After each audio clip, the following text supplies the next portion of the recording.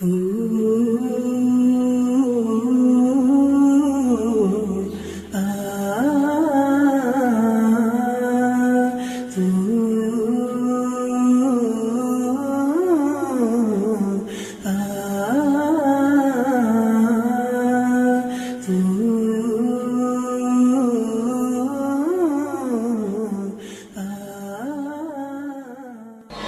religion that tells us that a man is God, or that God became a man, or that God is everywhere in everything, I am God, you are God, the tree is God, the sun is God, the moon is God, everything in the creation is God.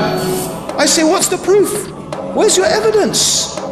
Bring me evidence to support your claim. Give me a reasoned argument why we should believe that. So there I was, walking along in Saudi Arabia, and there in the middle of the desert, I found this mobile phone, a product of billions and billions of years of random events. Yeah? The oil bubbled, the earth moved, the wind blew, the sand shifted, the sun shone, the lightning struck, the rain fell, the wind blew a bit more, the camel trod, and after billions of years, this mobile phone formed itself by a process of random events. I turn it on, hi mum!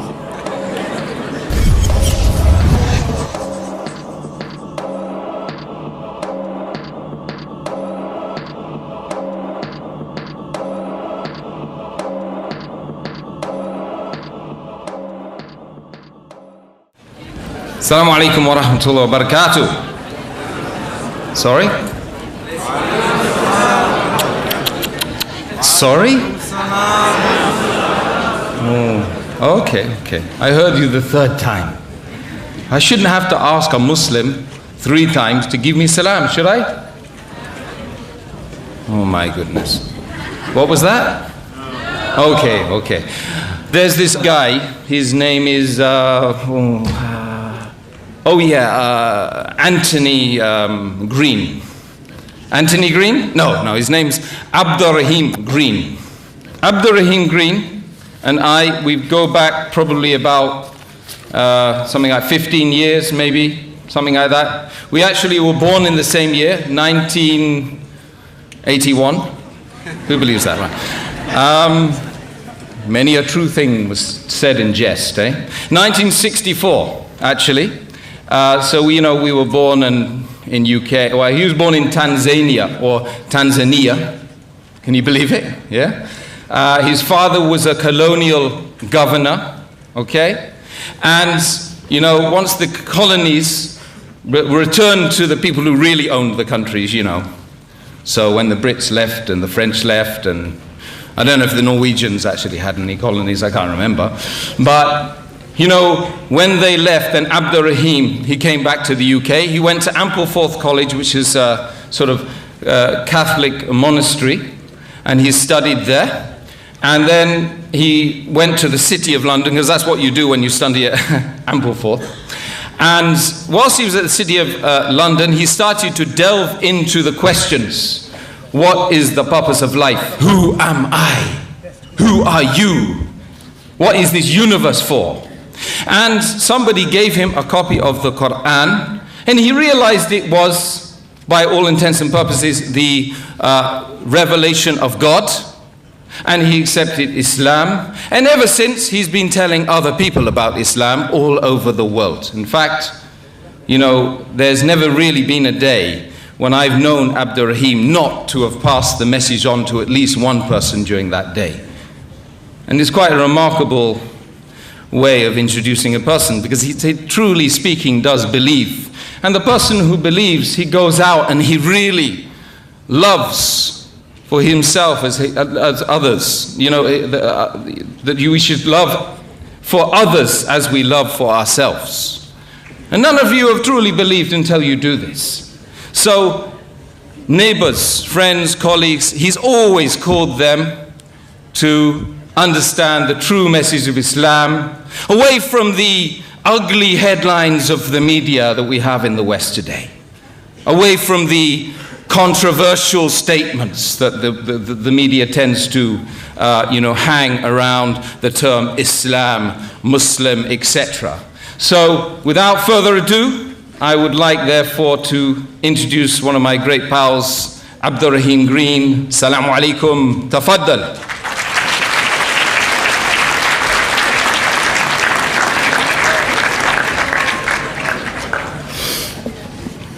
السلام عليكم ورحمة الله وبركاته. الحمد لله نحمده ونستعينه ونستغفره ونعوذ بالله من شرور أنفسنا ومن سيئات أعمالنا من يهده الله فلا مضل له وما يضلل فلا هادي له وأشهد أن لا إله إلا الله وحده لا شريك له وأشهد أن محمدا عبده ورسوله وبعد. Begin by praising Allah. We praise Him, we seek His help, and we ask for His forgiveness. And we take refuge with Allah from the evil of ourselves and from the evil consequence of our evil actions. Whomsoever Allah guides, no one can misguide. And whomsoever Allah leaves to go astray, no one can guide. And I testify that Allah alone is worthy of worship and that Muhammad sallallahu alaihi wasallam is the last and final messenger. I've been asked to today talk about Islam, the true religion. And so what I want to talk about is how can we in fact know that Islam is the true religion?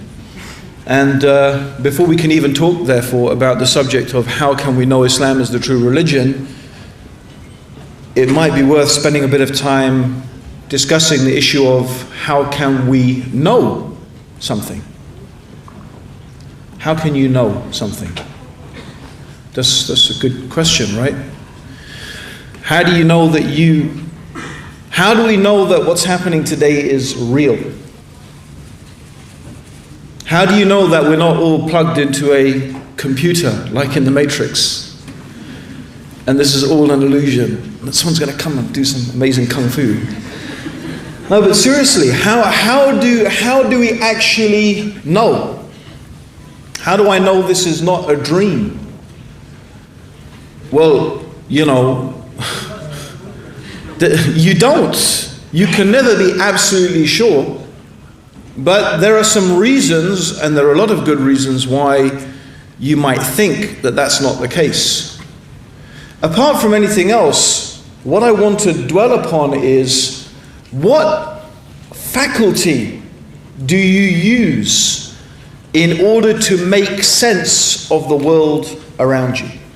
Well, let's put it this way. If a man, do you have gas meters here in Norway? Do you have gas when you cook? You have gas? You don't cook with gas? I thought in Norway you had lots of natural gas and stuff like that. It goes to Britain, yeah. Okay, so you all cook with electricity then? You have an electricity meter. You get free electricity.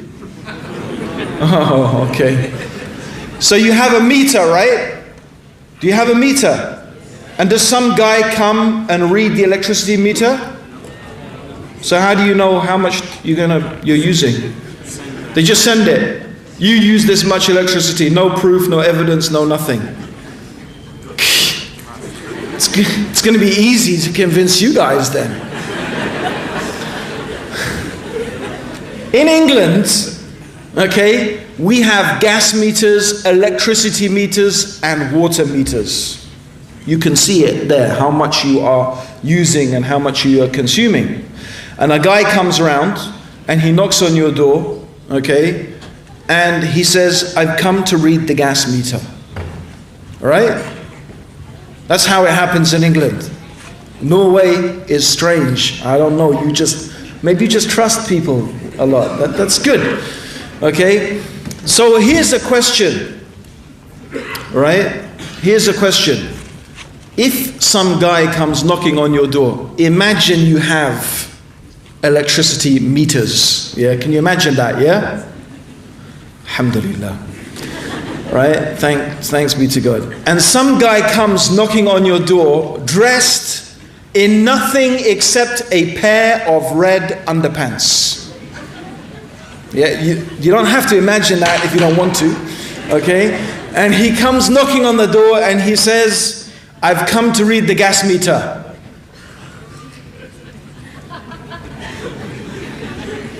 What's your reaction to that going to be? What are you going to say? Seriously. What are you going to say to this guy? Huh? In Norway, probably nothing. You probably say, oh, welcome. I don't know. I mean, you know, we just give you the money. We don't even, just tell us how much I've used and I'll pay you, you know. But, seriously, what are you going to say? Okay. What did you say? Okay.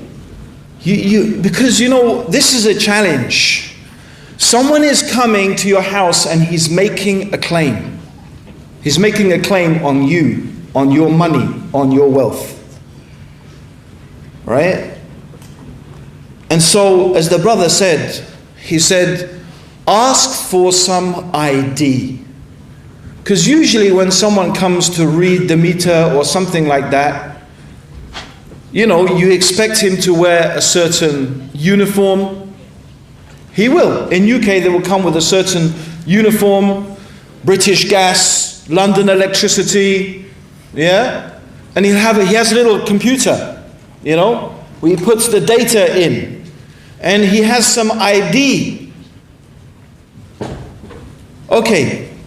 What is that process that we are using in order to make sense of what is going on? Here is this guy, he's making a claim. What process are we using to determine whether we should accept his claim or not? What process are we using? What are we doing? Yeah? Proving involves what? Huh? It involves logic. Reason. You use logic and reason and common sense. Yes? True or not? You accept that? Do you accept that generally in our life, human beings, we see the world around us, we see it, we hear it, we feel it, yeah, we taste it, we experience it through our senses. And that information that comes to us, we process that through our brain. And we call that process reasoning. Yes? True or not? Okay. So let's use this process of reasoning and of common sense in order to understand the world around us. Now, there are some principles that we could call universal principles. There are some things that human beings everywhere, they accept to be true. They're truisms, universals, and it's something we call common sense. Common because it's common. Everybody accepts these things. I'll give you an example.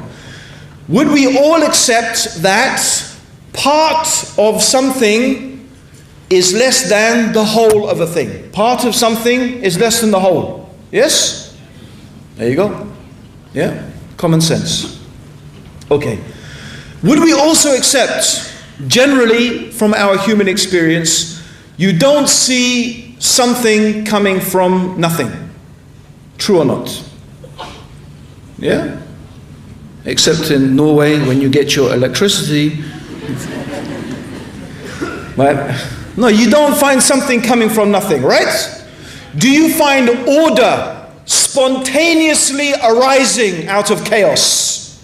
Do we find that? No. Our human experience, in our human experience, we don't find that. Where we see order, where we see patterns, where we see laws, our human experience, our reason, our common sense tells us that someone or something has imposed those laws, made those systems, made those forms through which and by which things function. So let's look at our world and let's look at our universe and let's look at everything around us and apply these simple, basic, reasonable assumptions to try and make sense of the world around us. Well, when we do that, we see that also in our human life, in the world around us, in the universe, we find laws. We find order. We find things existing according to patterns. We find form. We find systems. We find order. Therefore, it's only reasonable as a human being to presume that an ordered, systemized universe, that this order and this systemization and these forms did not come from nothing, nor did they spontaneously arise out of chaos. Because there is very little, if anything, in human experience that would make that a reasonable assumption. Rather, it's reasonable to assume, where we see things working according to laws and according to patterns, that someone or something with intelligence, something with power, something with will, has imposed those laws and those patterns and those orders upon that thing. That's why, if I was walking in the desert, excuse me, is that you got a mobile phone there? Have you got a mobile phone? Can I borrow it, please? Thanks. I don't need to use it yet. Okay? See, I was walking along, and you know this is not true, but anyway, I was walking along. Does anyone know what this mobile phone is made of, right? Two basic components, three. It's got plastic, it's got glass, it's got a silicon chip, right? And it's got a few precious metals. But mostly, its major components are plastic, yeah, and glass and silicon. Okay, where does plastic come from? Does anyone know what plastic is from? Oil, thank you. And glass and silicon? Sand, good. Tell me the name of a place with lots of oil and sand. Saudi Arabia. So there I was, walking along in Saudi Arabia, and there in the middle of the desert, I found this mobile phone, a product of billions and billions of years of random events. Yeah? The oil bubbled, the earth moved, the wind blew, the sand shifted, the sun shone, the lightning struck, the rain fell, the wind blew a bit more, the camel trod, and after billions of years, this mobile phone formed itself by a process of random events. I turn it on. Hi, Mum! I'm asking you a simple question. Is that reasonable to make a claim like that? It's more crazy than the guy with the red underpants asking to read your electricity meter, right? That's not reasonable. That's not a reasonable claim. That's not a reasonable assumption to come to. Yet, that's exactly what we are being asked to believe by some people. Some people are claiming that our universe, that our solar system, that the life that exists in this planet is a product of random events. A big explosion leading to ordered, systemized forms of existence. And by the way, the most primitive cell, the most primitive life form is much more complex than this mobile phone. Much more complex than this mobile phone. But the reality is, what we find when we look at the world around us and we think about it, look at the alternation of the night and the day. Think about it. What if the earth was spinning? Okay, the earth spins on its axis once every 24 hours. What if the earth was spinning really, really, really, really slowly? Imagine a day, right, was 30 years long. And a night is 30 years long. So the sun is shining on one part of the earth for 30 years. The other is in darkness for 30 years. What's going to happen? One part of the earth's surface will be superheated, the other will become super cooled. Very hard to imagine how life would exist. We just happen to have the right composition of gases in the atmosphere, of oxygen, nitrogen, and carbon dioxide. This balance is essential for life to exist. Ozone. We have a layer of gas called ozone that just happens to filter out the harmful effects of the sun's radiation. If the ozone layer, by the way, was too thick, it would have a detrimental effect. If it was too thin, then the radiation would exterminate life on the earth. The crust of the earth's surface happens to be just of the right consistency for life in order to be able to exist. If it was too thick, it would be a problem. If it was too thin, it would also be a problem. The distance of the earth from the sun. The same thing about being too hot or too cold. In cosmological terms, in terms of the whole size of the whole universe, you can see how finely tuned this planet is for the existence of life. And that doesn't only apply to our planet. In fact, it applies to the very conditions that brought this universe into existence in the first place. The nature of gravity, the force of gravity, if it was much stronger, stronger by something like 1/1,000,000,000 of a percentage. A huge, tiny amount. If gravity had been stronger, then the universe would not have expanded. If it had been weaker, then the same. Either if it had been weaker, it would have just gone on and expanded too fast, and stars and galaxies would not have formed. If it had been too strong, then the universe would never have expanded. This is just some of the fine-tuning that we see in this universe, the laws through which and by which the universe exists and life is allowed to exist. And we could mention many, many more. For example, the stronger and weaker electromagnetic force and other things. The point is, some of these things, of course, are speculation, some of them are theory, but what does it show is that we live in an ordered, systemized universe. What is there? Why is it reasonable to assume anything except that this universe must have been brought into existence by a power and intelligence? Now, many atheists, they will say, well, the only thing they can't deny this fact. They can't. So what do they say? They say things like, well, okay, if the universe has a creator, then who created the creator?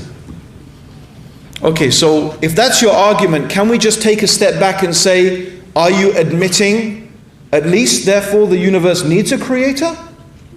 Are you agreeing to that? Are you saying design compels us to believe in the existence of a designer? Okay, if you agree with that, let's go from there. There is a very logical and reasonable assumption to make. The nature, and this is very important, the nature of the intelligence and the power that has brought the universe into existence, the nature of it must be different from the universe itself. Why? Simple. If the nature of this force, this power, whatever, we're not going to give it a name yet, is the same as the universe, then in fact, if you think about it, all you have is more universe. If the nature is the same, then it is the same. Then all you have is more of the same. Right? And that's a problem. Because you'll say, well, if the nature is the same, if the nature of this intelligent force is the same, then you will ask, well, who created or what created that? And if that is not different, you'll say, who created or what created that? And if that is not different, and you can imagine, you go on and on, you have this idea of a creator creating a creator creating a creator forever, which is a problem. And I'll tell you why it's a problem. Simple analogy. Imagine there is a sniper. He has his target in sight. He radios back to the HQ. I've got my target in sight. HQ says, wait a minute, I have to check higher up. And higher up says, wait a sec, I have to check higher up. And higher up says, wait a sec, I have to check higher up. Yeah? So if they keep saying, what's this guy? Is he ever going to fire the gun? No. There has to be somewhere where it stops, right? There has to be a place where it's higher up and there is no more higher up. Or else the trigger will never be pulled. It's the same thing. If you have a creator creating a creator, creating creators, creating creators, creating creators, you never get anything created. You never get any creation. But here we are. It's right here. That's why it's logical, rational to presume, common sense, that the nature of the creator must be different from the creation. So if the creation is temporary, the creator must be eternal. If the creation is finite, the creator must be infinite. If the creation is limited by space and time, the creator must be unlimited by space and time. If the creation is needy, the creator must be self-sufficient. Now tell me reasonably and logically, how can you have two infinite, eternal, self-sufficient beings that are unconfined by space and time? You can't. Doesn't make any logical sense. There could only be one such being. All of this just goes to show that how we can rationally come to an understanding. What is the most rational explanation for our universe? Is it must have a creator who is one, who is infinite, who is eternal and self-sufficient, and who is not like anything in the creation. I introduce all of this simply. Why? Because that is the first thing I offer as ID. The first thing I offer to show that Islam is the true religion is what Islam teaches about God. Because Islam is the only religion, except Judaism, but it is the only religion that teaches such a concept of God without confusing and compromising this concept. Christianity, for example, has a similar concept, but then Christianity tells us that Jesus is God. What does that mean? The whole way that, because we agree that the nature of God must be different from the creation. Did Jesus eat food? Yes. Did he breathe air? Yes. Was he born? Yes. According to Christians, he's going to die. He did die, right? And even Muslims, we believe he will die. Yeah? So that means he's needy, he's mortal, he's temporary. He was confined by space and time. So that means Jesus is like the creation. He's part of the creation. So by definition, how do we even know there's a God? We asked a Christian. Well, they will give the same arguments that we gave. So what do you mean then? How can something be temporary and eternal? Mortal and immortal? Needy and not needy? At the same time? It's impossible. Doesn't make any sense. So any religion that tells us that a man is God, or that God became a man, or that God is everywhere in everything, I am God, you are God, the tree is God, the sun is God, the moon is God, everything in the creation is God. I say, what's the proof? Where's your evidence? Bring me evidence to support your claim. Give me a reasoned argument why we should believe that. Otherwise, old man in the red underpants, go away, you ain't coming in my house. All right? Where's your evidence? But human beings were left with many questions. The many questions we have are, for example, why is there so much suffering on earth? You heard that one before, right? Why is there so much suffering? Why is there so much pain? If there's a God, how come babies die and there's disease and earthquakes and volcanoes and men in red underpants coming to read the gas meter? I shouldn't put the things together, right? But seriously, why is there so much suffering in the world? Why? Think about this. Is this a logical argument or is it an emotional argument? Because if you think about it, the issue of why is there suffering actually has got nothing to do with the question of whether the universe has a creator or not. The universe having a creator is logically consistent. It's a rational explanation for an organized universe. Why there is suffering is a different question. The only issue here is, why does this creator let suffering happen? It has nothing to do as to whether God exists or not. It's a question as to why does God let these things happen? Why? And then the big one. What is the purpose of life? Why are we here? What is life for? What is the reason for my existence? How can we know the answer to this question? How can we know?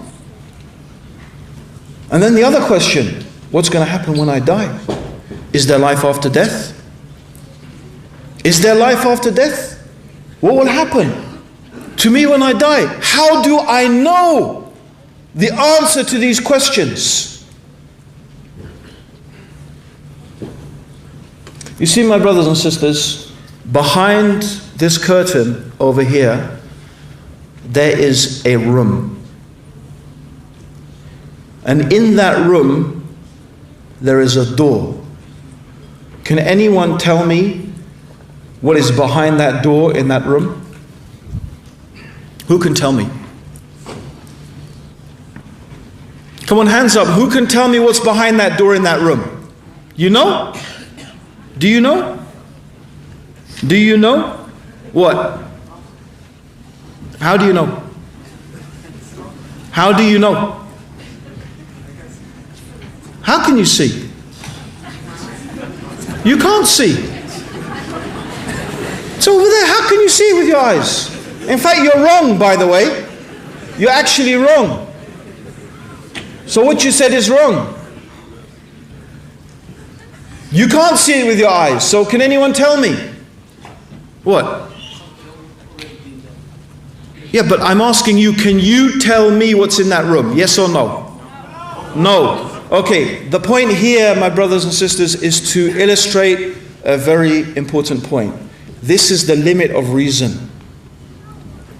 You can think, well, maybe this, maybe that. It could be this, it could be that. Maybe through some thinking and something you could come to an understanding. But this is what is called ilmul ghaib. It's knowledge of it's unseen. What is the purpose of life? It's the same thing.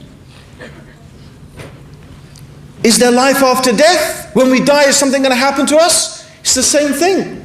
You can't see that. You can't perceive it. So this is the unseen. The point being here is that how can I know? I want to know. I think everyone wants to know this, whether they admit it or not. Everyone asks this question. What's the purpose of life? Why am I here? What's it all for? Is there life after death? Why is there suffering in the world? Why? Why? What are the answers to these questions? Now really the only way we can reach certainty,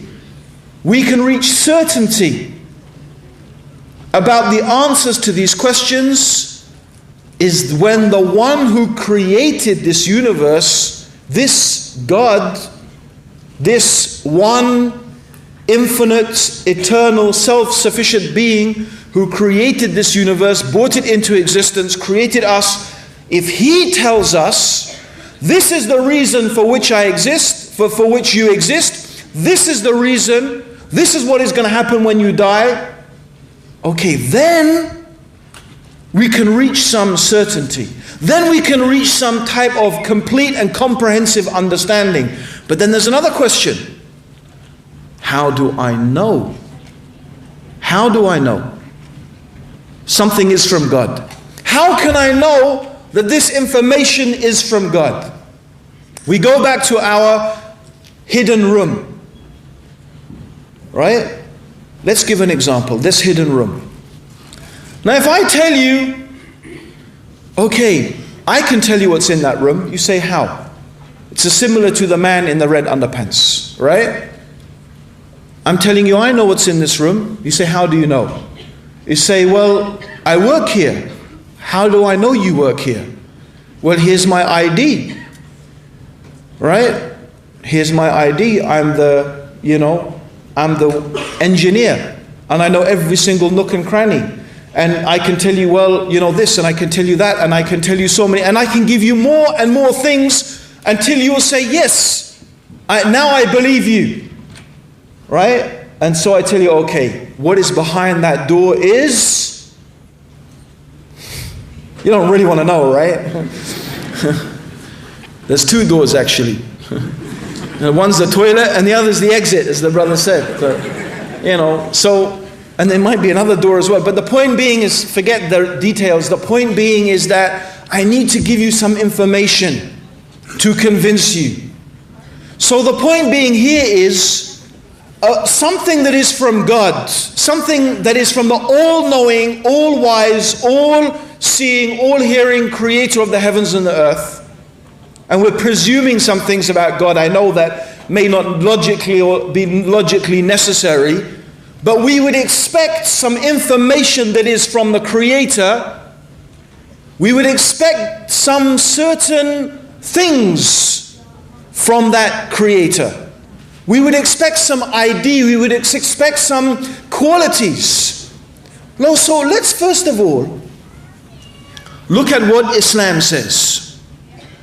Islam is saying, actually before we look at Islam, let's look, we've got a group of guys standing. Okay? Let's not imagine there's not one. Now here's the real situation you have in this life. You have 4 or 5 guys. One guy is saying, there is no door. There is no room. And how did you come to be here in this auditorium? It's just chance and coincidence. This whole place just put itself together by random events, and you're here by random event, and don't worry about it. Just have a good time and enjoy your life. Right? So that's obviously the atheist, right? The materialist. Then another one is saying, well, what you do is when you go through the door, you go out and then you come back in and you sit here for a bit and you go through the door and you go out and you come back in, right? This is reincarnation, It's the idea. But they're saying something as well. You need to be a good person. If you want to keep coming back and, eventually, of course, if you are a good person, you'll go to a better place than this one. You'll be better. So there are other ideas, ideas of reincarnation. And then, of course, we have Judaism. They say, okay, there is a door, and it leads to a really nice, beautiful place. And there's also a terrible punishment waiting for you, and God is going to judge you. Who made this place is going to judge you. But you know what? You can only get to that nice place if you are already born into the Jewish race. Right? You have to be born a Jew to get there.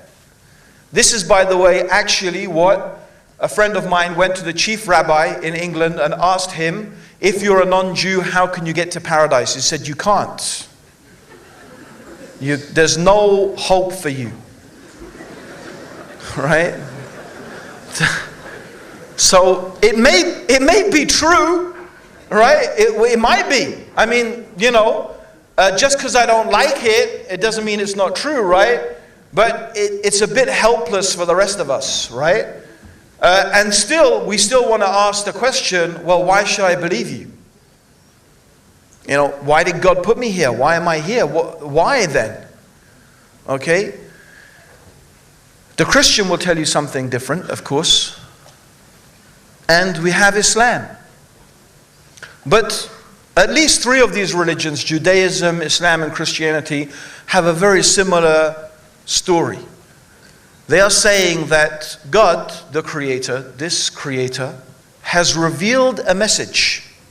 He has chosen certain human beings. And He has chosen these human beings because of some reasons. He chose them because they're truthful, honest, trustworthy, and sincere. It's very important. And God chose them to be the ones to whom He gave the message. And that message from God is for all the human beings. And also these messengers, these prophets, these people who God has chosen, they're not only delivering the message, they also live the message. So they are practical examples of how to follow this message from God. if you believe in God and you thank God and praise God and worship God and you follow this guidance, which includes many things we will talk about very briefly, then you will go to paradise. There will be a day of judgment. God will question you about all you have done. If you believe in God and you do righteous deeds, you'll go to paradise. If not, you will go to hell. Three religions pretty much say very, very similar things. But still, we want to know, how do we know? How can we decide? Well, certainly, when we look at the prophets, when we look at the messengers, and definitely we can look at Muhammad sallallahu alaihi wasallam. One of the big differences between Islam and Judaism and Christianity and even Buddhism and much of Hinduism is that Islam took place in the whole viewpoint of history. In other words, Islam, what happened, what the Quran says, what happened in the life of the Prophet Muhammad is historical. It's not really shrouded that much in myth and legend. It took place in the full spotlight of history, in a time when human beings had begun in an unprecedented way to write down and collect in a systematic way the experiences that were happening around them. And that is something we don't find even in ancient civilizations. So this is history. Islam is taking place within the view of history.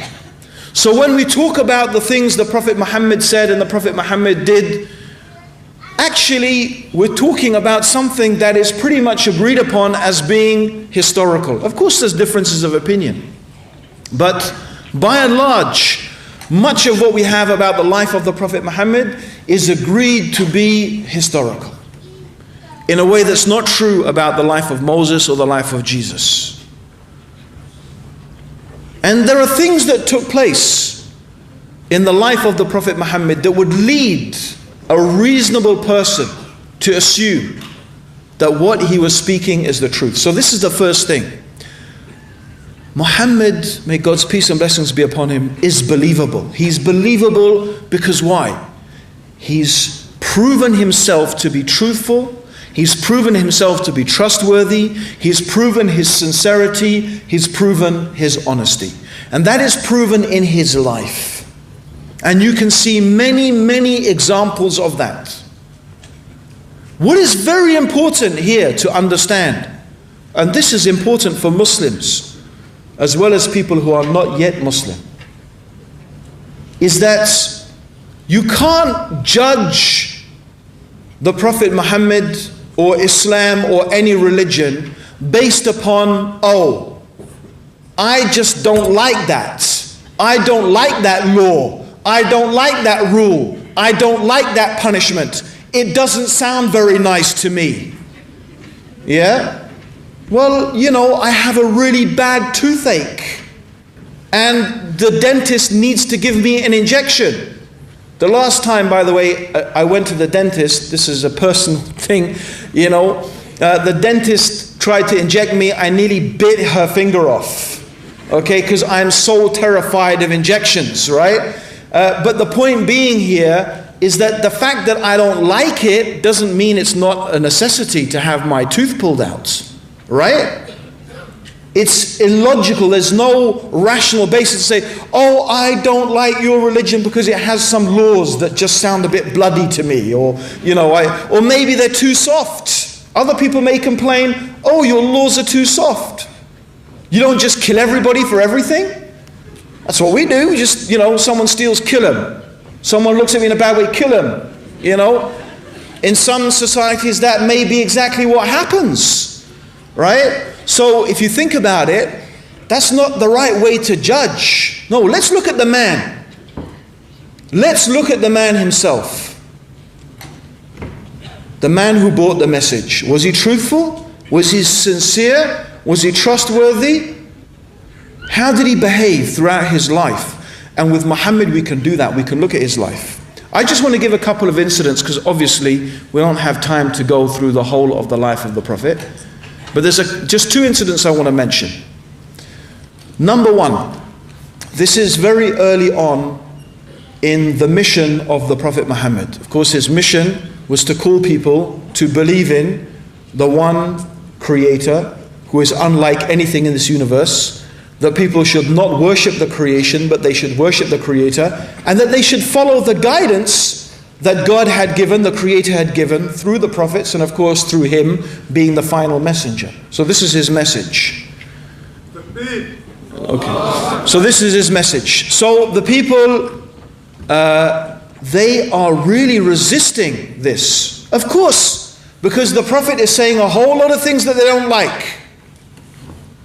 He's saying a whole load of things that they don't like. Like, for example, you shouldn't bury your baby daughters alive in the sand, which was one of their customs they used to follow. I mean, not everyone used to do it, but that was one of their customs.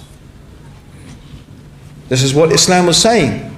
Don't kill your children because you're afraid, how am I going to feed them? And the first ones they killed were girls because they were considered weak and not very valuable. So the Prophet was saying, you shouldn't do that. And the Prophet was also saying that the rich and the strong should not take advantage of and oppress the poor and the weak. Well, the rich and the strong didn't really like that very much. And of course, they were in control of the propaganda machinery of the time. It was conflicting with their self-interest, just rather like the world it is today with the press, as we will perhaps see over the course of this conference. So the Prophet Muhammad was also saying that why are you worshipping idols of stone and wood? Why do you pray to them? Why do you put your faith in them? They didn't like that because they thought that, well, we have these 360 idols in Mecca around the Kaaba, and if we get rid of all these gods, who's going to come to Mecca? And how are we going to make money?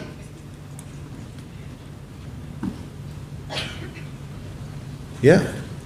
So they didn't like what he was saying. Doesn't mean that it wasn't true though, does it? So anyway, however, what they did realize is that this message of Islam, or this message that the Prophet Muhammad was bringing, was being accepted by quite a lot of people. And by the way, problematically, most of the early Muslims were women and slaves and poor people. The very people that they were exploiting and oppressing. So they decided to make the Prophet Muhammad an offer. This is the offer they made him. They said, if you want to be our king. Now he was of course from a very, very noble and important family. So they said, if you want to be our king, we'll make you our king. If you want money, we will make you the richest man amongst us. If it's women that you desire, you just tell us which women you want and they will be yours. And if, you are sick, and this spirit that's coming to you and telling you things, we will spend any amount of money until we get a cure for you. Just stop preaching this religion. Now think about it. If you're a con man, if you're a liar, if you're a trickster, yeah, well, you're going to say, whoa, which offer shall I take now? King, money, women, yeah, that sounds good. Right? Yeah, I think I'll go for the king. Yeah? I mean, do you understand? Everything is offered. Okay? But what does he say? He says in one report, some of the books of Sirah, it very eloquently says that the Prophet replied, if you give me the sun in one hand and you give me the moon in the other hand, I will still not leave off preaching this message. Now, think about it. Is that the words of a liar? Is that the words of a con man? Is that the words even of a deluded person? Because that's what some people say, well, yeah, he thought he was a prophet of God. He really believed it. Of course he wasn't a liar. He wasn't really purposefully but he just thought that this angel Gabriel was coming to him and so on and so forth. So he imagined it. But, you know, it's very hard to explain. If the Prophet Muhammad was, may God's peace and blessings be upon him, deluded, how do we explain the information in the Quran? How do we explain the detailed legal injunctions in the Quran? How do we explain, how does a man living in the desert 1,400 years ago, how does he come with a book that describes the lives and the histories of the prophets that came before? How does it describe the laws through which people should live? How, from where even many Christians and Jews, they've realized this problem. And they said, well, even some of the Christians, they said, you know what the extent they went to? They said Muhammad was actually a Christian bishop. A heretic Christian bishop who escaped to Arabia. They had to, because they said it's the only way you can explain all of this knowledge and information. But and there's even more amazing stuff in the Quran. For example, let me just turn to Surah Al-Anbiya, which is the 21st surah. And let's turn to ayah 30. Okay, so Surah Al-Anbiya 21:30. And let's just read this quite remarkable few verses of the Quran. And let's ask this question.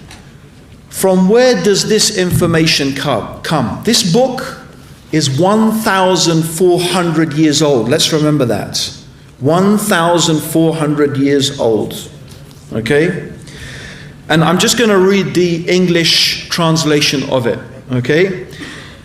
Have not those who disbelieved known that the heavens and earth were joined together as one united piece, then we parted them, and we made from water every living thing. Will they not then believe? Now, what is remarkable is the Quran is talking about the heavens and the earth being one united piece. Then we parted them. Right? I mean, today we all know. It's, it's secondary school science, the Big Bang. The common origin of the universe. But how does someone know that 1,400 years ago? Where did someone even get the idea about this 1,400 years ago? Where does this information come? It's amazing, and and there's many things. I just want to turn to the next chapter, amazingly, and that's called Surah Al-Mu'minun, the Surah of the Believers. And if we look at verse 14, this is amazing. It says, the Quran, now the problem is, we really miss a lot out in the English translation, but here it goes, right? It says, we created man out of an extract of clay. This is talking about Adam. And then it says, and the word here is thumma. Thumma doesn't necessarily mean and then next. It means and moreover, and on top of that, or in addition to that. We made him as a nutfa, meaning the man. We made man as a nutfa. A nutfa in Arabic means a small drop. In another verse of the Quran, in Surah Al-Insan, in the second ayah, it mentions nutfa amshaj, which means mixed nutfa, of the male and the female. Nutfa means a small drop. So the human being is created from, it means here it's talking about the sperm. The nutfa is referring to here the sperm. And from the male and the female nutfa. So although it doesn't say the egg, but that's what we know it to be now. A small drop of fluid from the man and from the woman, it says. And then it goes on to say, Then we made this nutfa into an alaq. The word alaq in Arabic has three meanings. It means a clot of blood, it means a thing that clings, and it means a leech-like object. By the way, each of these terms is accurate when it comes to the first stage of human embryonic development. And this, by the way, is microscopic. You can't see this with the naked eye. Yet the Quran 1,400 years ago is describing this stage of human embryonic development as an alaq, which means a leech-like object. And then it says, and then we made out of that a lump of flesh, mudgha, means like a chewed piece of meat. And that's exactly what the next stage of embryonic development looks like. And then we made out of that bones, and then we clothed the bones with flesh. This is amazing, because that's exactly what, from this chewed piece of meat, the bones grow, and then and the word the Quran uses is fa, which also means then, but here it means quickly. Fa in Arabic means then, and it happened quickly after. Not like thumma. Thumma could mean after some time or moreover, but fa means and then quickly. And that's exactly what happens. And again, by the way, this is all happening at a level that cannot be seen with a naked eye. And then we brought forth the human being, and it took this form of the human being. So the Quran is describing 1,400 years ago information that we have only discovered in the last 80, 40, 50, 60, 70, 80 years. Where does information like that come from? Well, isn't that the sort of ID? Isn't that the ID you would expect in a book that is from God? Isn't that the sort of person, truthful and honest and trustworthy, whose word is believed, who shows in his life his truthfulness, his trustworthy and his honesty? And there is many remarkable things about the Quran. Another remarkable thing is the language of the Quran. The Arabs at the time of the Prophet Muhammad were masters of their language. Masters of their language. In fact, they had a marketplace for poetry. They had a marketplace for poems. Yet the Quran challenged these people. If you believe that this book is from anyone other than God, than the Creator, just make one chapter like it. One chapter. You know how big the smallest chapter of the Quran is? 3 lines. 3 lines. Bismillahir Rahmanir Rahim. Inna a'tainaka al-kawthar fasalli li rabbika wanhar. Inna shaniyaka huwal abtar. That's the smallest chapter of the Quran. Yet these masters, these people who could stand up and recite poems from the top of their head for hours, they could not produce, and they admitted it, they were totally unable to bring anything like the Quran.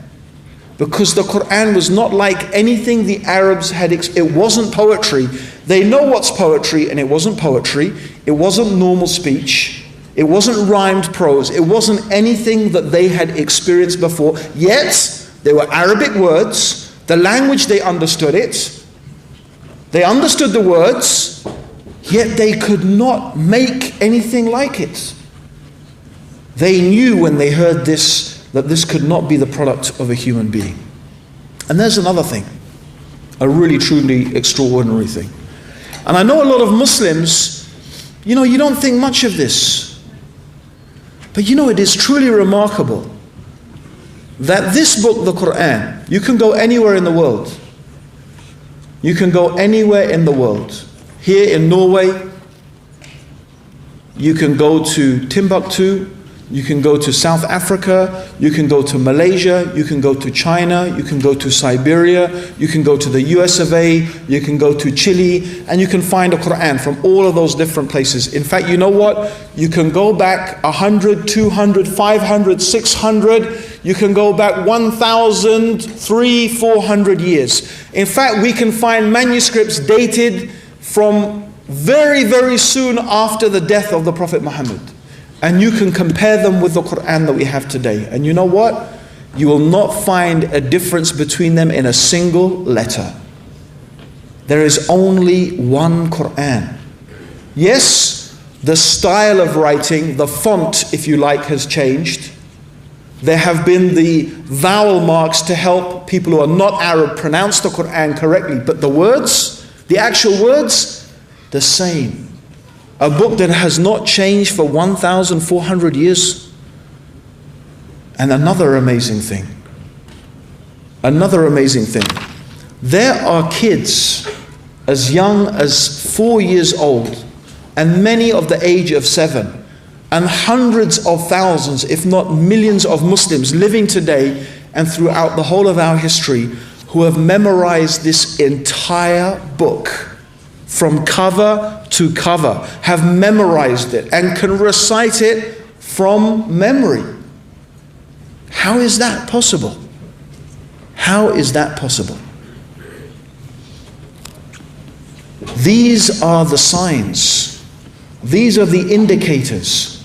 These are the things that could lead a reasonable, rational thinking person to look at the Prophet Muhammad, to look at his life, to look at the Quran, and to conclude and to understand that this must really be what it claims to be, the true religion of God.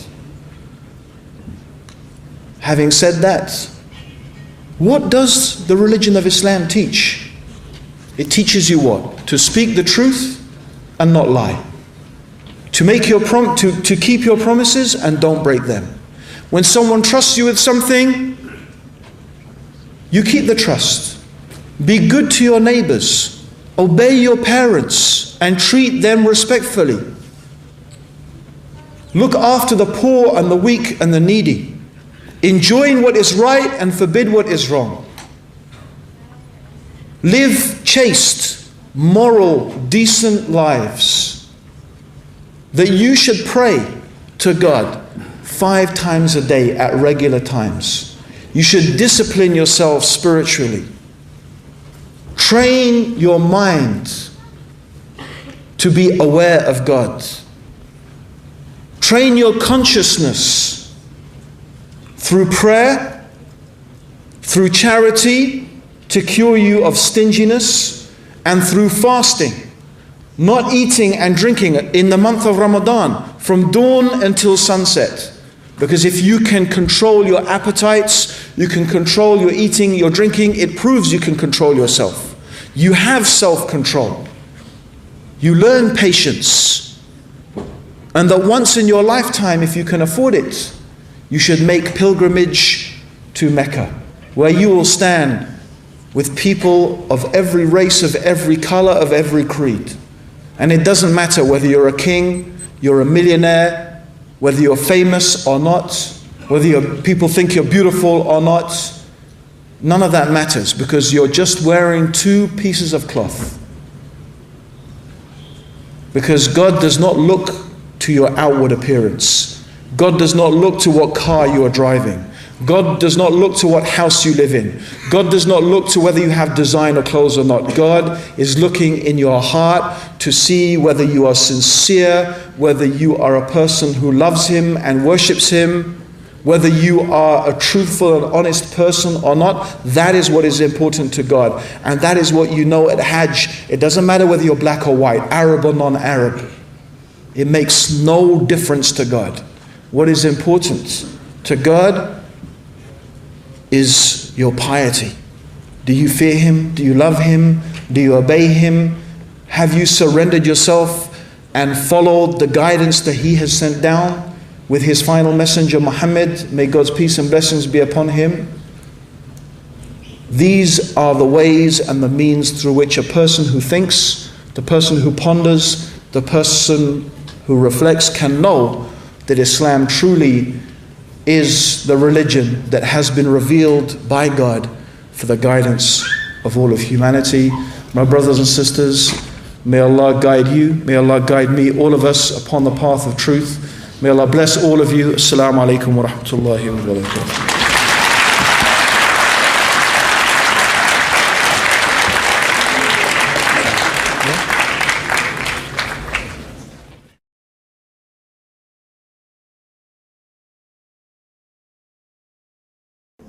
Assalamu alaikum wa rahmatullahi wa barakatuh. Now, the object of the exercise is to get people who are not yet Muslims, people who don't understand maybe, the purpose. Maybe they're a bit confused. Maybe they don't know enough about Islam. Maybe they'd like to clear up misconceptions, to ask the questions first. Okay? So preference will be given to those people to come to the mic first and foremost. If, on the other hand, like me a few years ago, and even today, you feel a little bit embarrassed, a bit shy, maybe you're thinking that a lot of Muslims are going to come and blow you up afterwards, because that's what the media says, a bunch of terrorists wearing white hats, kissing, black box in the desert, horns growing out of our heads. If you are like that, why don't you write that's the Vikings, Yusuf. Oh, that's the Vikings, okay. But you look like a Viking, Greenie. Doesn't he look like a Viking? I need one Just of those want to put horned helmets. Okay. In actual fact, there's quite a few air hostesses yesterday speaking to him in the native language, and I suddenly realized he's English, right? Very English. Anyway, so if you can't, come to the front now, please write your questions down, okay? Now, don't give any lectures. We don't want any lectures, guys. Or sisters, no lectures, okay? Around 30 to 40 seconds is enough for a question, inshallah. And also, please refrain from attacking Abdur Raheem because we love him too much. But if you said anything which is really awful, then no question should be too difficult for him to answer, because if it's the truth and Islam is the truth, then surely he should have an answer, right? Okay, so we're going to start off with the sisters, are we? Do we have a sister? We do! And guess what? The sisters have done it again. They've beaten you guys. Ladies first. Assalamu alaikum. This question is from non-Muslim, and the question is death penalty wrong according to the Quran, or can the government judge a murder to death if they follow the Quran, like the government? I think after my whole lecture, and I think even either my English was too complicated, or someone didn't quite get the message. But, when I said that you can't judge whether the religion is true or not, because the religion happens to have some rules that you don't like the sound of. Remember I said that? Yeah, I think you all know what I was getting at, right? Okay, so the point is that the point I want to make here is whether Islam has the death penalty or not for a crime or not. What has that got to do with the Quran and Islam being from Allah or not? Right? I don't understand the importance of the question. You see, if I said to you, and if I say to you, yes it does, or no it doesn't, what's the issue? I'm not really sure what's the point of even discussing it. Because from the point of view of a Muslim, if you are a Muslim, then you believe that the Quran is from God, and that whatever God says is from His knowledge. Yes? So whose knowledge is better? Your knowledge or God's knowledge? God's knowledge. You don't even have to be a Muslim to understand the logic of that. Right?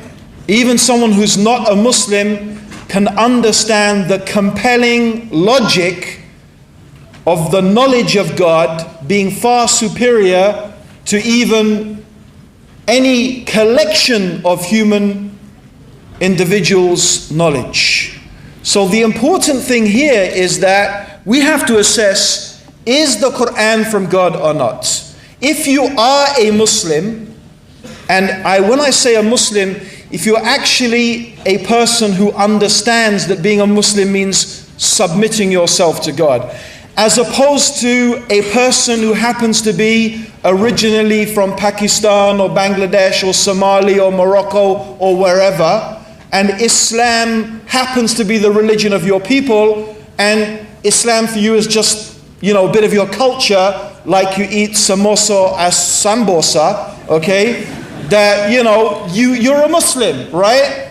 And, you may think that female genital mutilation, forced marriage, marrying your cousin is part of Islam, even though those things have got nothing to do with Islam. You may think it is because you don't know the difference between Islam and culture. And then you may think that when you come to Norway, that you can just sort of fit Islam and sort of have a sort of Norwegian version of Islam, right?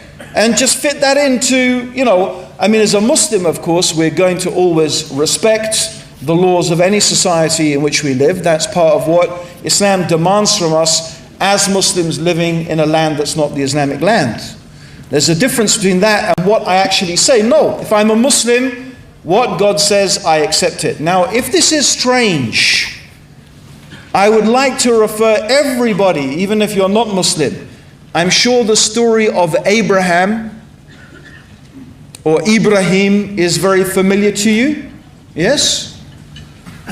Now, Ibrahim is given in the Quran, or Abraham is given in the Quran as a paradigm or as an example for every true believer. And the Quran says, who turns away from the deen or the way of life or from the understanding of Ibrahim except a fool? Now, Abraham was ordered by God to kill his own son. True or not? I think everyone knows that story, right? So what did Abraham do? Does he obey God or disobey God? Okay, he obeys God. Now I'll ask you to logically justify that for me, please. Give me the logic. What's the logic behind killing your son? Huh? Yeah, there is no logic except that that's what God told me to do. That's the only logic there is. And in fact, by the way, that is the supreme logical conclusion. It's the most logical conclusion. If the one who created the whole universe, the one who is going to determine what is going to happen to me for the eternity of forever, for the eternity of the life after, as well as the one who has complete control of every single thing that is going to happen to me in my life, a sensible, logical person would do whatever it takes to seek the pleasure of this creator and not to displease this creator. Right? So that is the basis. So I really, unless the one who actually wants to ask the question will come and ask and discuss, that's my answer. My answer is, let's not get caught up in whether the Quran says this, and I could give a whole long list, right? Chopping the hands off thieves, stoning adulterers and adulterers to death, the punishment for adultery, for homosexuality, for highway robbery, for drunkenness, for taking drugs, for dealing in drugs, and a whole range of other things that Islam has. The question is, okay, all of these things, all of these issues that people have about Islam, but my question is, what has that got to do with the issue of whether the Quran is from God or not? What's it got to do with it? Because you know what, I will tell you, if this book is not from God, if Muhammad sallallahu alaihi wasallam is not the prophet of God, why do I want to follow it? Why? Why do I want to pray 5 times a day and fast Ramadan and not eat and drink anything from dawn until... I mean, there may be some, I'm sure there are lots of good reasons why it might be a good discipline, right? But why? Why do I want to not have fun and enjoy my life and have as many girlfriends as I like and, just have 4 wives instead of hundreds of girlfriends? Oops, okay? And or just have one wife because I'm afraid I might do injustice. Why would I want to restrict myself in my life? Amazingly, they accuse us, but who has an unrestricted life? Who can do anything they like? Drink and fornicate and whatever. Why? For what? What? Just because I don't know. It's my culture. It's not my culture. It's not my culture.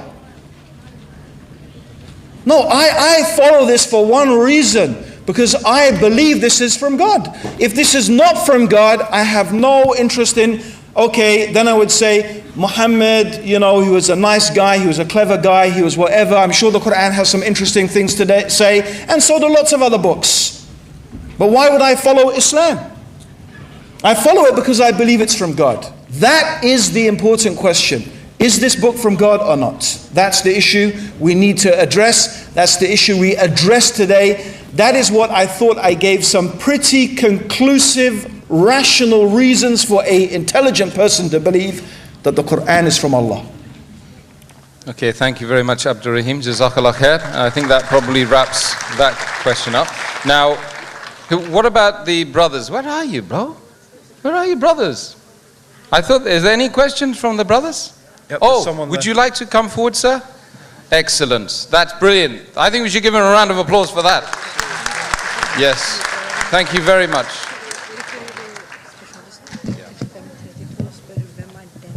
May I first tell it in Norwegian and then English? Det var overbevisende logikk, en vakker tale, men hvor var hjertet? Altså, jeg prøvde i min ungdom å finne hva er virkeligheten, og jeg tok en doktorgrad i teoretisk fysikk. Men jeg fant ut at det var umulig å forstå hvordan kan man forstå det guddommelige hvis man ikke kan forstå det materielle in English. I think it's impossible to understand the things from God, the behind the reality. I've studied physics, theoretical physics, and it's not even impossible. It's impossible to understand the material world. How can it that by logic? Even if you speak very convincing. Yep. So my question is, where is the heart? For me, Yep. it's the heart who is give the connection and give the proof of God or the connection to God. Okay. That's a very, very good point. I really appreciate that point. However, right, I always go back to the man in the red underpants. Yeah? I mean, the guy's knocking on your door and you say, let me feel in my heart, let me see, let me feel, yeah, I think, no, right? I mean, at the end of the day, my point was, that's why I started. Why? What? Again, give me, the funny thing is, even to say that where's the heart, you need to bring some reasoned explanation as to why you should use the heart to make this decision. Why is it? This is a completely, it's very strange to me that when it comes to God, when it comes to religion, suddenly logic and reason goes out of the window. It does at a certain stage, I agree. Right? It does at a certain stage, I agree. But when we understand the basics, is there a God? Is there a God? Okay, but you see, this issue of is there a God? Is there actually a creator? I agree with the gentleman from one angle. I agree with one angle. I don't believe I can prove conclusively, philosophically, through reason that God exists. I didn't even claim that. In fact, I began by saying, how do we even know that we exist right now? How do we know this is not a dream? I just did that to illustrate that what can we prove through logic and reason? Okay, we can only prove so much. But what I tried to show was that the most reasonable and rational conclusion of the rational mind is that, number one, the universe has a creator. Number two, the creator is not like the creation. The creator is different from the creation. And number three, there are things that we can examine. The character of the Prophet, we can examine that through reason. We can look at the book itself. Isn't it reasonable to assume that a book that is from God would not contradict itself all the time? Well, isn't that reasonable to assume that? Yes or no? A book that's from God should not be full of contradictions. Yeah? Would you expect a book that is from God to say the earth is resting on an elephant, which is standing on a tortoise, which is swimming in a sea? Would you expect a book that's from God to say that? You would say the one who wrote that does not know much about the universe, right? That's just using our reason and our logic. So we have to use our reason and logic to understand some things. And I was presenting those things that we could use our reason and logic in order to see how much we could know about God and how much we could know about the claims that people make about God and about what they have being from God. So I do believe, and I still say, that we have to use reason. I think after that, the issue of the heart comes in. Because I agree that a person may say, okay, Islam makes logical sense. It's rational that there is a God. It's rational that God is different from the creation. It makes sense that Muhammad is a prophet from what you tell me. And it seems like, well, the Quran must be from God. I can't think of a decent explanation of how there are statements that we've only discovered things in the last 80 years in a book 1,400 years old. I can't think of another logical reason why the Arabs were totally unable, despite their brilliance in poetry, to produce one chapter like the Quran. You say, but how do I know? How do I still really know? Then I would say, look, I'd say there has to be a stage where the issue of logic can only get you so far. Then you have to take another stage. The next step that you have to take beyond logic is experiential knowledge. You have to experience Islam. And that is why I don't want to talk about, punishments in Islam and this and that and whatever. You know what? It's irrelevant. What's the point in talking about those things?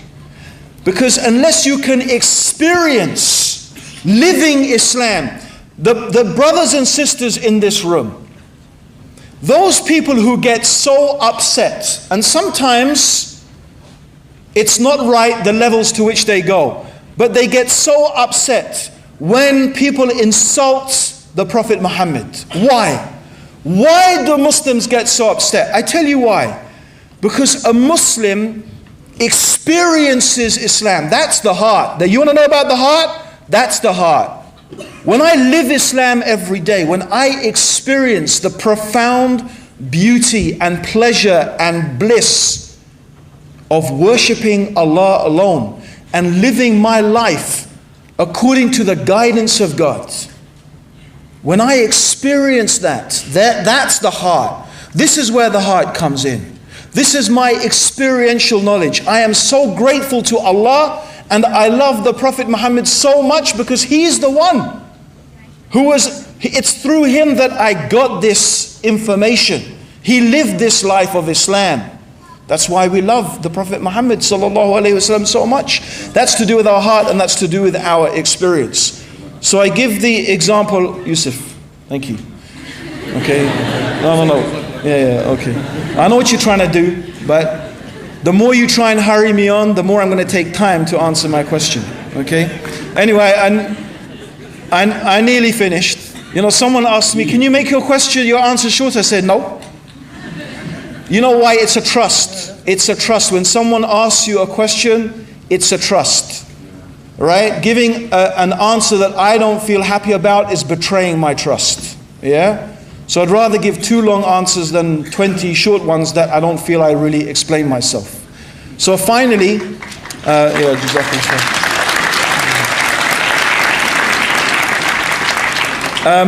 finally, the thing I want to say, and you've probably heard this example before. I think my favorite fruit on earth is mango. Yeah, I think it is, and inshallah, I'm sure there'll be lots in Jannah, inshallah, even more delicious, okay? Alhamdulillah. Mango, I don't know, it has to be, this, for me, the supreme fruit. Now imagine someone who'd never saw a mango before and never tasted a mango before. And you're trying to persuade that person to eat a mango. All right? And they feel nervous. And you say, look, it's orange and orange is orange, right? So don't worry, the color's not too bad. And you know what? Its taste is, it's so sweet, it's so succulent. I've been eating it all my life, it didn't do me any harm. You know, look how handsome I am, you know? And you're trying to persuade them about, and you even cut it and look, smell, right? But will the person ever know what the mango is like unless they actually taste it? Do you understand? You'll never know what Islam is like until you actually live Islam. Your logic will get you so far. Then you have to experience it. Then you have to taste it. Then you have to feel it, right? Okay, and to live Islam means to know God, and to know God means to love God. That's where the heart comes in, my friend. Thank you very much for your beautiful question. Have you finished now, Abdur Raheem? Please go on. Okay. Now, I mean, I don't want to, you know, beautiful answer, mashallah. Very beautiful. Alhamdulillah. When I turn and look at you, smile and pause for like 5 seconds, that generally means I've finished, Yusuf. You have never finished, Mr. Green. Inshallah. Right, we've got some other questions. We've got one. Are there any sisters over there? Yes. Okay. Any yet to be Muslims? Yes, Fadl, go ahead. Assalamu alaikum. Wa alaikum assalam. This question is from a non-Muslim. You were first a Christian, then a Buddhist for 3 years ago. Okay. What made you change your mind so radically? From to be a Buddhist to a Muslim, what happened? And the second question is, what do you think about Sufi? Isn't that a part of Islam? Wow. I mean, don't ask me to give a short answer to that one. I mean,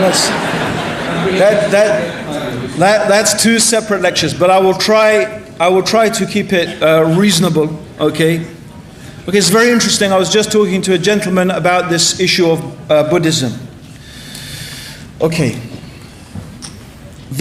my main problem with Buddhism my main problems are, number one, I don't agree with the premise of Buddha. The premise of Buddha is that life is suffering, okay? And in order to escape life is suffering. Suffering is caused by the ego. The me. Yeah? So that's the problem.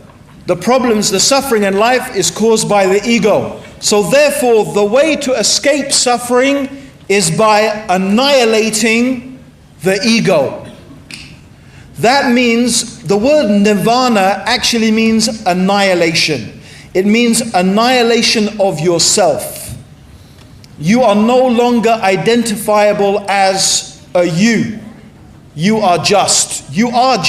That's why I remember Yusuf talking about his journey to Islam, had a similar experience, and he went and asked a Buddhist, what's the purpose of life? And the Buddhist replied to him, contemplating the supreme nothingness. Right? And really that's what it is. Because as the idea of Buddha is to annihilate yourself. To self-annihilation, you no longer have... The concept for a Westerner is so hard to even begin to comprehend. Yeah? So, the issue I have is number one. My first issue is this. There is suffering in life, but is life suffering? That's wrong from the beginning to say life is suffering. There is suffering in life, but there is joy in life. There is happiness in life. It's the same as the fallacious approach of the atheist. There is so much evil in the world, but there's almost so much good in the world as well, right? How come you only see the evil? How come you only see the suffering? So this is the first thing, the claim that there is suffering in life, as if that's all there is. No, there's suffering in life and there is joy and bliss in life also. Number two, I don't believe that the answer is in annihilating the self. The answer is in controlling and being in control of yourself, right? That is what is important. The self, in essence, is what motivates you to eat, to drink, to procreate, to live. You know, these are actually not only healthy but essential instincts. The problem is when we go over the top, when we go too far, when we go beyond the bounds. Of course, for us, the Quran gives us, God gives us the bounds, God gives us the limits.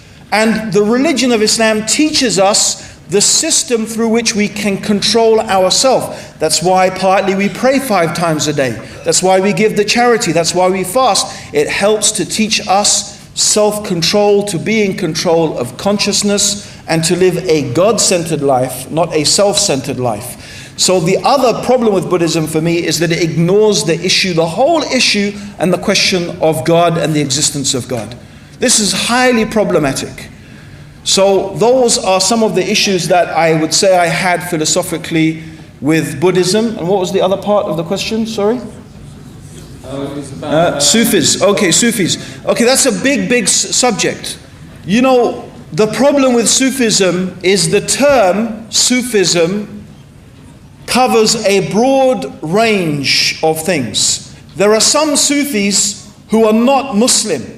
They actually say that Sufism was before Islam, and that's actually true. It's actually true. Okay? So Sufism is really a form of mysticism. And mysticism claims that the way to know God is through experience, right? Is that you don't know God through studying and so on and reading, but you know God through experience. So Muslim Sufis would claim that what is important is to do lots of worship, lots of prayers, lots of fasting, okay, lots of, live a very ascetic, simple life that is free from, worldly trappings, to make a lot of dhikr, a lot of remembrance of God. Okay, so this is what by and large Sufis would claim. Okay, however, actually what the Prophet Muhammad taught and what Jesus taught and what you can find in the Quran is that no, knowledge is very, very important. Indeed, the Quran says, "Be you Rabbani'un." Rabbani'un means scholars, and it's an appeal to everybody, everyone, to have knowledge. Those who know are not like those who do not know. And knowledge, as the Prophet ﷺ said, comes from studying. So there are two extremes here. There's the extreme of the people who study and seek knowledge just for the sake of information. That is not right. Knowledge in Islam is studied so that one can act upon it. But how do we worship God? How do we remember God? How should we behave as believers in God? This is only going to come through knowledge, and the deeper your knowledge, the deeper your study of the Quran, then the more and the greater your appreciation of that. That is also therefore matched by worship, prayer, fasting, remembrance of God, and so on and so forth. So there is a balance here. Sufism, unfortunately today, has gone to an extreme. It's gone to an extreme. And that's the problem with many things. Just like there are some people who concentrate on fighting. Fighting, you know. Yes, Islam has some rules about fighting. Yes, the early Muslims did have to fight in order to fight for their survival and defend themselves and defend their land. But then some people imagine that this is all that Islam is about, this is the most important thing, and then they end up doing crazy things like, you know, killing women and children and all sorts of things that are forbidden by the religion, and they think this is something the religion is teaching. This is the problem. This is extremism. Much of what is Sufism is also a type of extremism, okay? But it's in another direction. okay, where they have gone to extremes in asceticism, in, making dhikr and even inventing things and doing crazy things like, dancing around and twirling and, getting to ecstatic states. And, like if you could imagine the Prophet Muhammad and his companions, right, twirling around in the masjid and getting to, ecstatic states. And this is not the religion. The religion is the beautiful middle way. You see? So we should not be extremists at all. In fact, the Prophet Muhammad, may God's peace and blessings be upon him, avoided that. So if by Sufism we mean to remember God, to live a simple life, to do worship, alhamdulillah, there's nothing wrong with that. But we do have to be aware of people who call themselves Sufis, but they sell another extreme version of Islam. We really need to tread the middle path, and that is the Sirat al-Mustaqim, and that is the way that leads to Allah subhanahu wa ta'ala. Bi-idhnillah, jazakallah khair, may Allah reward you. Jazakallah khair, Abdur Raheem. And we have another question from a yet to be Muslim here now. Oh, I'm already Muslim. Oh, you're already? That's not what they told me, bro. Sorry. I recently turned Muslim 3 months ago.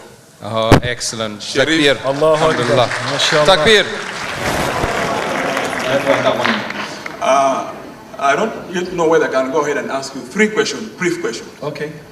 1, you said you had a friend in the UK who went and asked the chief rabbi Yep. whether he would go to paradise, Yep. since he was a non-Jew.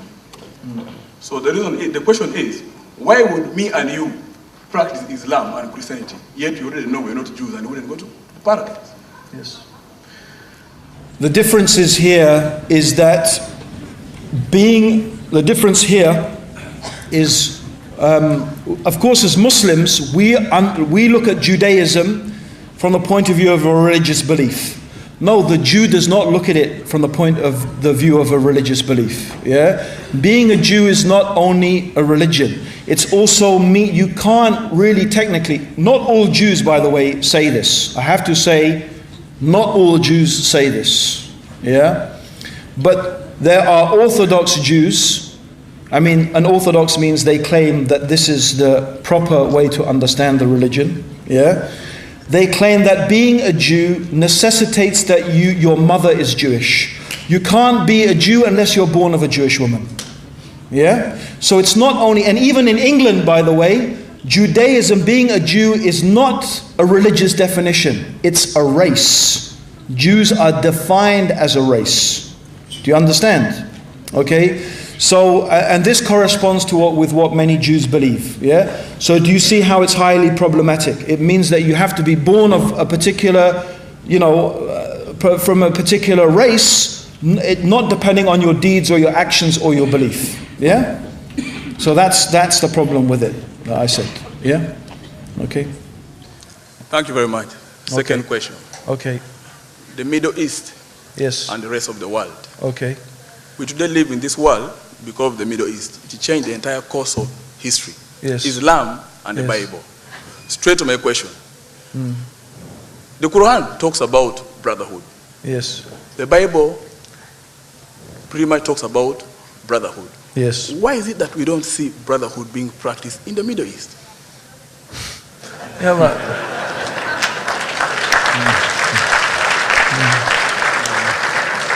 no, to be honest, yeah, some of the, actually, many of the best Muslims I know, personally, are people from the Middle East.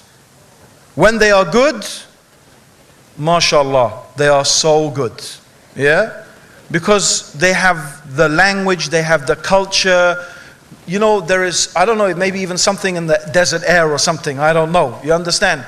So when they are good, they are really good. And when they are bad, they are very, very bad. Okay? And sadly at the moment, yeah, the bad is, really is probably overtaking the good. Yeah, that's the real problem. Yeah? So, this is really what you find. You can find, mashallah, really, really beautiful and good Muslims in the Middle East, But like I said, the problem here is because when people don't follow the religion. You see, I give the example of, you know, a barrel of water. You can take a barrel of water, and you can take that barrel of water and you can give people who are dying of thirst drink. Or you can take the same barrel of water and you can drown someone in the barrel of water.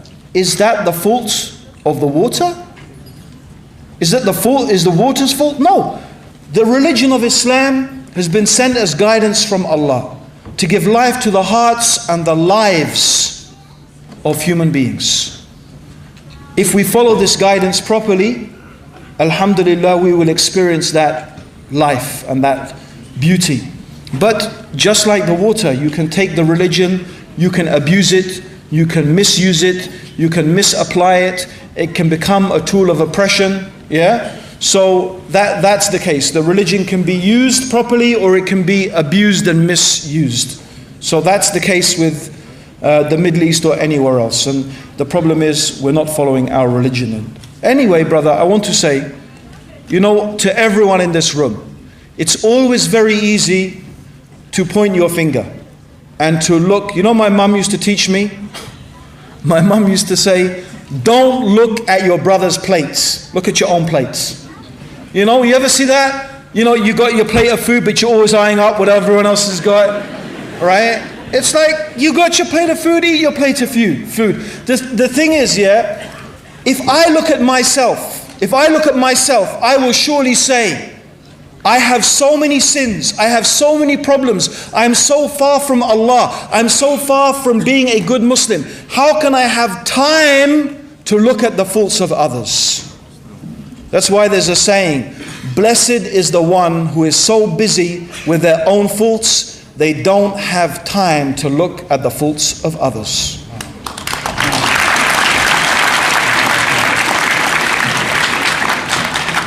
Eye contact, 5 seconds or more. Right. Look, you know, there's so many sisters up there, and I feel so sorry for them. Don't you, brothers? Is it okay? Brother, because I know you had a third. What? Okay, brother. One from the sisters. We don't want to make them wait. Sisters, on the topic, please. Not away from the topic. Too much. You know, Islam, the true religion of God. Assalamu alaikum. I want to ask a question on behalf of non-Muslim and Muslims. Okay. It is said that Muhammad sallallahu alaihi wasallam was the last prophet, and other prophets came as long as with him to guide us and show us the right way. So, and the Quran was completed on the Prophet Muhammad sallallahu alaihi wasallam on the time of his period. On that time. So I ask, why is it necessary, and where in Quran it is mentioned that Jesus will return, which is the major signs of Judgment Day? And why is it a new prophet or Jesus will come after Muhammad sallallahu alaihi wasallam completed the Quran and completed his prophetism? He was the last prophet. Why is Jesus coming again? Okay. That's, wow. Okay. First of all, yes, it is true, Muhammad sallallahu alayhi wasallam is the first prophet. Where does it say in the Quran that Jesus will return? Did I? MashaAllah. Good, you're listening. Alhamdulillah. Okay. Correction, Jazakallah khair, brothers. That Muhammad sallallahu alayhi wasallam is the last prophet. That is true. And there is no more religion, there is no new religion, there is no new book going to be revealed after the Quran. This is what the Prophet ﷺ said. As for the return of Jesus, it is not mentioned directly in the Quran, however, it is hinted at. It is hinted at in the Quran. However, Muslims do not consider the Quran to be the only source of information about our religion. This is very important to understand. There is not only the Quran, but as the Prophet ﷺ said, I have been given the Quran and something like it along with it. So knowledge was also given to the Prophet Muhammad ﷺ other than what is contained in the Quran. And that knowledge has been preserved in those sayings of the Prophet which have been rigorously authenticated. This is a big subject. We don't have time to go into it now. So most of the information that we have about the return of Jesus is based upon the information in the rigorously authenticated hadith, which the details of which, insha'Allah, Dr. Do they know he's coming? Am I going to spoil it? Yeah. Okay, Dr. Abu Amina, I thought you didn't know yet, So Dr. Abu Amina Bilal Phillips will be covering on Monday on his talk, The Signs of the Last Day, of Dajjal. So he will talk about, he'll talk about Isa in that talk. However, why? First of all, I want to mention, Isa alayhi salam is not coming as a prophet. Jesus is not coming again as a prophet. He is coming as a follower of the Prophet Muhammad sallallahu alaihi wasallam. That is why when he comes and he descends with his hands on the shoulders of the angels in the white minaret in Damascus, and then he travels to Al-Quds, he will pray behind the leader of the Muslims. He will pray behind the leader of the Muslims. He is coming as a follower of the Sharia that is given to the Prophet Muhammad sallallahu alaihi wasallam. And even when he breaks the cross and kills the swine and abolishes the jizya, okay, which it's not, the jizya of course is part of the Sharia, but the Prophet said he will abolish it. So the fact that Isa will come and abolish it, it's part of our deen. So he does not come as a prophet. He comes in the capacity of a follower of the Prophet Muhammad sallallahu alaihi wasallam. Now why? Why does Jesus have to come back again anyway? The reason for this is quite important from the point of view of Jewish and Christian theology, especially from the point of view of Judaism. Very briefly, no Jew could accept Jesus as the Messiah. One of the main reasons is because if Christians claim that Jesus was killed and crucified, that is sufficient proof that Jesus, from the Jewish point of view, can't be the Messiah. Because the Jews know from their books, what their books prophesy, what God prophesied to them, is that the Messiah would come and he would establish the kingdom of God on earth. That means that he would establish the Sharia, the law of God, and the worship of the one God on the face of the whole earth, and that's what the Messiah would do. Right? So God sent Jesus, but however, the people, many of them were treacherous to Jesus. Okay, so they did not fulfill their destiny. That is why Allah raised Jesus up. He would not let him be killed. So the point here is Jesus was not killed and he was not crucified because he is the Messiah. And those things that God said would happen, that he would rule, the Messiah would rule the earth, and he would rule the earth in the kingdom of God, will happen because Jesus will return. And as we know as Muslims, he will rule on the earth as a just ruler for 40 years, and there will be no other religion except the religion of the worship of the one God, which is the religion of Islam. So that is why Jesus needs to return to fulfill those prophecies that were there, that were given to the Jews, and God never breaks his promise. That is why, my brothers and sisters, that's going to happen. Jazakallah khair. Jazakallah khair, Abdur Raheem. Abdur Raheem, another question which is sort of related to that topic. Okay. Really, essentially, can you be, this is a written question, as you may have guessed, it's not from me, can you be a Christian practicing monotheism? Yeah, yes, you can, because the early Christians, certainly, the early Christians were monotheists. In fact, throughout the whole of the history of Christianity, there have been Unitarian monotheistic Christians who did not believe that Jesus is God. They do not believe that Jesus in any literal sense is the Son of God. Until today, for example, or maybe it's not a good example, but until today you have the Jehovah's Witnesses who reject the idea of the Trinity, who claim quite rightly that it's essentially a pagan concept, that Jesus that God became a man, so they reject this concept. But there have been Christians, and there are other Christians, Unitarian Christians as well, who are not Jehovah's Witnesses. So this idea or this belief system has been existing historically throughout the history of Christianity at certain times. Now, I mean, perhaps it's not really my place to comment. Of course, a Christian, a Trinitarian Christian, would by and large generally claim that if you don't believe that Jesus is God in flesh, and that God is a triune God or a Trinity, then you're not a Christian.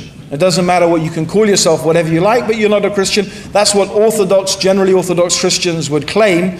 But historically, as I said, the idea of, and in fact, by the way, before Islam, there were large numbers, maybe even a majority of Christians who were Unitarians. But the fact is that many of them, if not most of them, when Islam came, they became Muslim.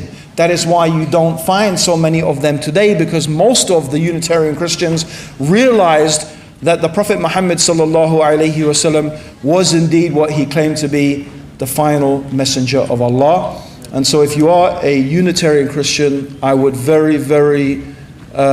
I would encourage you so much to study the Quran, to study the life of the Prophet Muhammad sallallahu alaihi wasallam, and to see for yourself that he is the natural successor to the true message of Jesus alayhi salam. Jazakallah khair. Jazakallah khair. Unfortunately, fortunately, we're going to pray Maghrib, so it's fortunate. But it's unfortunate because, of course, we don't have time to answer the numerous questions that I'm sure that you guys have all got on your tongues over there, on pieces of paper here, etc. It's always the case. So we'll be returning, brothers and sisters, for the Sheikh Hussein Yi. Assalamu alaikum.